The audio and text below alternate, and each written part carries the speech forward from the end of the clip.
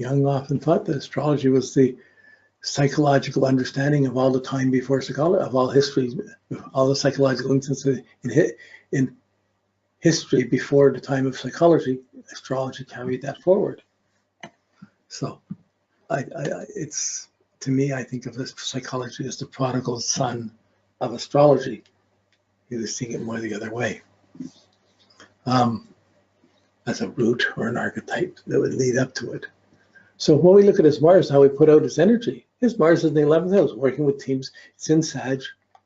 It meant to inspire or to do things with others. He traveled around the world. He saw different cultures. He met different cultures. He had different types of experiences, which is really different than his moon in Taurus, although it was interested. So he was getting exposed to different cultures. That was positive. There's the Jupiter sextile, Saturn sextile, Jupiter trines Uranus. It's a sesquiquadrate went to the sun, but I'm not going to talk about that. There's not really any major bad aspect to the Mars. It's there on its own. So people would notice what he's doing. People would like him. He'd go places. He'd get appreciate. He'd make things happen. He could make things happen by being inclusive. Let's do this or do that. He'd be asked to go places. He'd go places. There's a pride to Mars in Jupiter, sort of an abundance of having the adrenaline, try this, do more things than one, or to act multiculturally or see other ways, not be fenced in. But so again, seeing opportunities, going with opportunities, being able to take the initiative when they came up, he would go with this opportunity. He would take the opportunity when it would come. We could see where it would go. But his Mars was not afflicted. You know, it's interesting with Freud's chart. Freud had his sun in the 7th house and his Mars in the 11th house, but his Mars was really afflicted, so he had much more anger and frustration and Martian issues. But Mars is not, even though it's one of his highly placed planet, it's not afflicted. So for him to try and see Mars as the problem of everything, he wouldn't see it like that.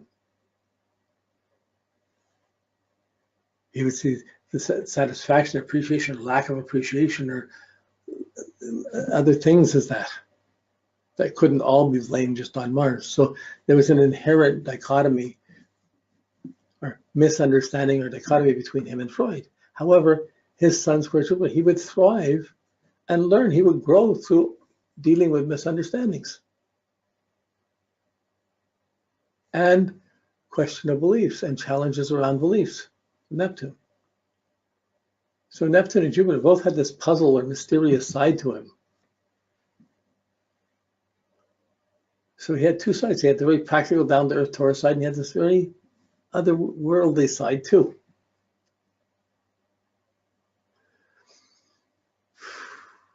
Okay, we look at the Jupiter up in the 8th house. He got paid for what he did. He had his understanding.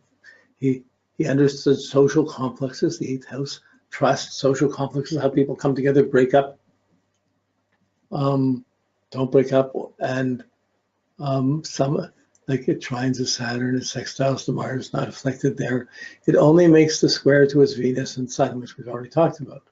But this Jupiter understanding the trust in relationships between parents, the trust around money, around what's worth, the social values, what's right, what's wrong. There's a strong sense of that, and how people run into these conflicts of understanding. So nothing is dumping on the Jupiter. Jupiter, in its understanding, would impose its sense of what's right on the Mars and on the Venus to have to struggle with, to assess.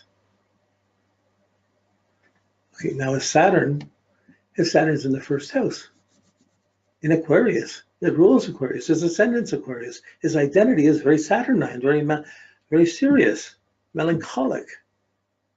You don't see pictures of him with the giddy smiles on his face. No, there's a serious side. He looks seriously formal. He made sure he got his degrees in psychology and became established in psychology before he started promoting his own understanding. Even though, as he got the psychotherapy and he got the psychology, he was still leaning in other directions that weren't. So he had the practical foundation, but he had another way of having to interpret his own message. He saw other things. These other things, in practical sense, they were kind of diluted or confused, but in terms of what he was working with and his concepts of intuition, collective unconsciousness, wow, they're mystical concepts that were very profound, that have affected the way almost everybody on the planet lives. It's had a huge primary effect on people by having this, not just buying the normal setup. His Saturn is squared by Pluto, so he's threatened by authority. He would work really hard to achieve things, to get his authority, get in positions. He has a very formal side of that. But it squares the Saturn, so he would work really hard to get things at the expense, perhaps, of family and home. His seriousness would tend to eclipse his feelings or moods. He would have to control them to fit his feeling. But the ability to plan, to think, to structure, to strategy. This is the Aquarius. The Aquarius ascendant, the identity to the father, to Saturn. Of course, it's really his whole identity is there. His purpose is about sharing. His instincts in his past is more about security and feeling secure or threatened and understanding it. But his identity was to be the scholar, to be knowledgeable, to be the informed, the one who knows, and to be respected for that. So you saw with Freud, it would have been a puzzle between being respected for what he knows and feeling evasive or scandalized or put down or not really believing in how he did it. There was this double standard going on. That's the Sun in the relationship with a double standard, him with Freud, him with his wife. There's always these complicated issues, things he couldn't talk about. You wouldn't understand all sides of it. So you could say with that Sun, in his heart, he was the master of the half-truth. Oh, here's this and there's that, and there's always something more. There's another way of taking another take on it. I found it quite interesting that the working with the Freudian slip, saying words, suddenly one comes up and that's where the Freudian slip. There's the keyword. And then between that and throwing an I Ching hexagram and dealing with the coincidence of the hexagram of all lines coming in and then asking questions, getting an answer for it, the synchronicity of that, there's not a big jump between Freudian slip and synchronicity. Freudian slip is just a personalized thing, boom, boom, boom, boom, boom. But the synchronicity means it's connected to other things. It has another understanding on it. So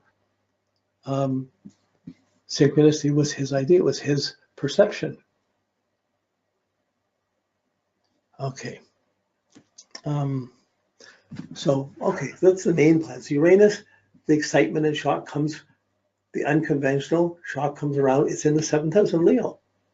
He's the special writer, but people would relate to him for being the special teacher, special ideas, his own unique way of saying things. It caused a lot of excitement in his life, but that excitement would threaten his home, would disrupt his home, square the moon, and that would alter and destabilize relationships. So that's where he has his relationship, but there were also other people who really liked him. He would take the adoration too.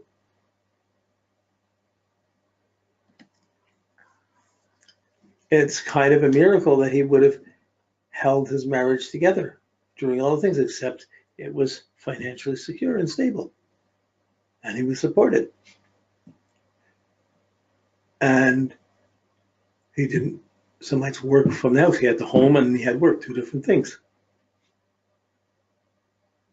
But the shocking different relationships, shocking his way of relating to unconventional people or people in unconventional ways and seeing different insights about people. That's the Uranus there. His Sun is important. He would see more, make more important. So as soon as he saw something that somebody caused him to react in a different way, it would hit his nerves. As soon as he got around the Pueblo Indians or different places, he would be profoundly shocked and excited, and it would become an important part of how he responds. Well, there's other ways of responding. Not just to marriage, not two people, there's other people. It depends who you got exposed to. So Uranus kind of sits there, but it brings in exciting situations that he relates to that jeopardize or threaten or destabilize his home or his sense of security.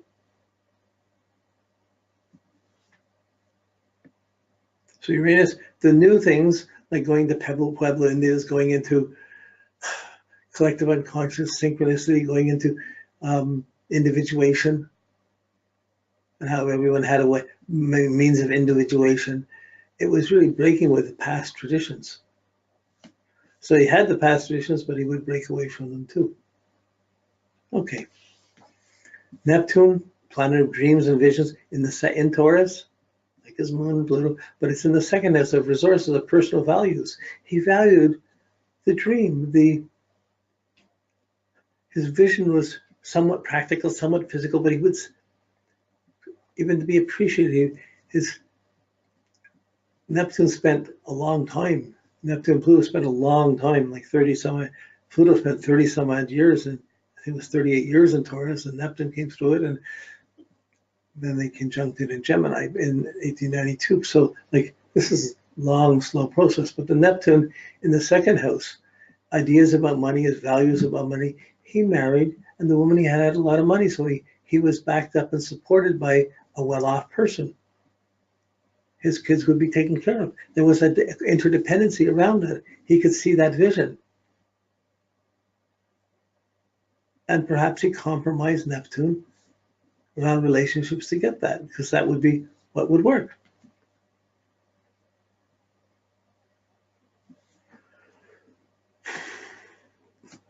The Neptune squares the sun, that's it. These values, what he wants, how to take care of money, how to take care of resources, how to use the resources, they square his sun and his relationships. Confusing his values, have a temptation that confuses his confidence in relationships. And you can see it with his wife, although we don't know that much about it. It's held steady, she held in, but you certainly can see it in his relationship to Freud, the fellow analyst or psychologist, who also had his sun in the 7th house and Mars in the 11th house. They had so much in common, and yet there was a difference. But he could see how he would benefit by learning the complexes, learning the harsh, brutal realities, or the harsh things from Freud, and feeling there's another way to add to seeing another thing inside of it. That's the Neptune squaring his sun.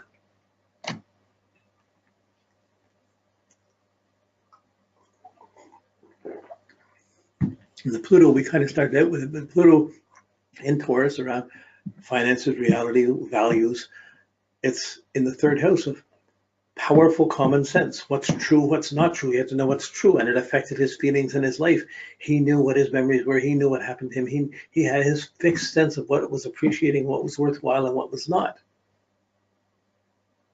But he might have to pretend, Neptune squares Sun, in his relationships, that other things would be there. But this strong point was in it. Pluto created a harsher fear, the need to go through personal therapy, the need to challenge himself around the past, to go through his memories and reflections and find out what was real, what wasn't. And there would have been fears and blocks there. Okay, how are we doing for time? Okay, that's good. So now, let's just pull this chart, make it over here. Let's see his bio up a bit.